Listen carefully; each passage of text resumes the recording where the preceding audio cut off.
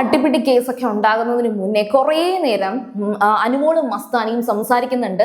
അവർ തമ്മിൽ തുറന്ന് സംസാരിക്കുന്ന സമയത്ത് അഭിലാഷ് അടുത്തിരുന്ന് കേൾക്കുന്നുണ്ട്.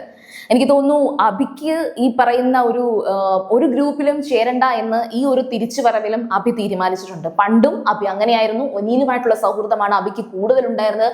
അവരുടെ ഇടയിലേക്ക് ഷാനവാസ് കയറിയപ്പോൾ പോലും ഒനീലും അഭിയും അതങ്ങോട്ട് കൂടുതൽ ഉൾക്കൊള്ളാൻ നിന്നിട്ടില്ല. അപ്പോൾ അനുമോള് സംസാരിക്കുന്ന പല കാര്യങ്ങളും അത് ഈ പറയുന്ന മസ്താനി എടുത്ത് പറയുന്നത് പലതും അഭി കേട്ടിട്ടുണ്ട്.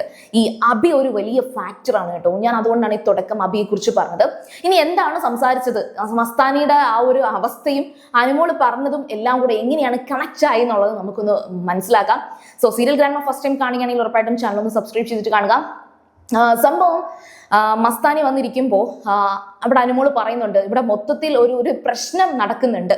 അപ്പൊ മസ്താനി പറയുന്നൊരു വാക്കുണ്ട്, ഇവിടെ ഇവിടുന്ന് പോയവരൊക്കെ തിരിച്ചു വന്നത് അവരിപ്പോഴും ആ ഒരു കളി വിട്ടിട്ടില്ല, അവരിപ്പോഴും ആ ഒരു ഗെയിമിലാണ്. അവർ ഇതുവരെയും ആ ഒരു ബിഗ് ബോസ് ഹൗസില് ഒരു ടാസ്ക്, ഒരു ഗെയിം സ്ട്രാറ്റജി ഇതൊക്കെ കൊണ്ടാണ് അവർ വീണ്ടും വന്നിരിക്കുന്നത് എന്ന് മസ്താനി പറയുന്നുണ്ട്. അപ്പൊ അഭി അത് കേട്ടിട്ട് പറയുന്ന ഒരു ഡയലോഗ് എന്ന് പറയുന്നത്, അതിന് കാരണമുണ്ട്. ഇവിടെ ഈ നിന്നവരും വന്നവരും പോയവരും ഒന്നും കളിക്കാൻ അറിയാത്തവരായിരുന്നില്ല, കളിക്കാൻ അറിയാവുന്നവരായിരുന്നു. അല്ലാതെ അവർക്ക് കഴിവില്ലാത്തത് കൊണ്ടല്ല അവർ എവിക്റ്റ് ആയത്. അപ്പോൾ ഉടനെ മസ്താനി പറയുന്നുണ്ട്, അതിനകത്ത് ഇനി ഇപ്പൊ എന്ത് ചെയ്തിട്ട് എന്ത് കാര്യത്തിനാണ്? ഇനി ഈ പറയുന്ന നിനക്ക് ഈ കപ്പ് കിട്ടുവോ? കപ്പ് കിട്ടത്തൊന്നും ഇല്ലല്ലോ, പിന്നെന്തിനാ വന്ന് വീണ്ടും കളിക്കുന്നേ എന്ന് മസ്താനി ചോദിക്കുന്നുണ്ട്.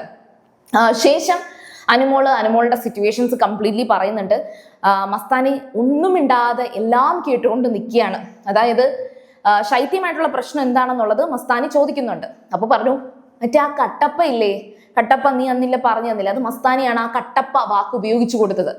ഇത് മസ്താനി വന്ന് പറയുന്നതിന് മുന്നേ അനുമോൾക്ക് നല്ല ഡൗട്ട് ഉണ്ടായിരുന്നോ, ഇവള് ബാക്ക് സ്റ്റാബ് ചെയ്യുന്നുണ്ടോ, തന്നെ കുറിച്ച് മറ്റടുത്ത് പോയി പറയുന്നുണ്ടോ എന്ന് അനുമോൾക്ക് നല്ല ഡൗട്ട് ഉണ്ടായിരുന്നു.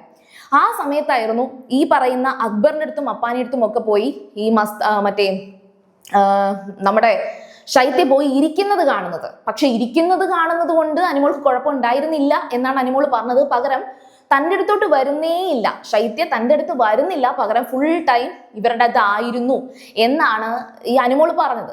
അതിനുശേഷമാണ് ഒരു രാത്രി അനുമോൾക്ക് ജയിലിൽ കിടക്കേണ്ടി വന്നത്. ജയിലിൽ കിടന്ന് തിരിച്ചു വന്നപ്പോഴത്തേക്കും ആര്യനും ജിസയിലുമായിട്ട് ശൈത്യ ഭയങ്കര കമ്പനി.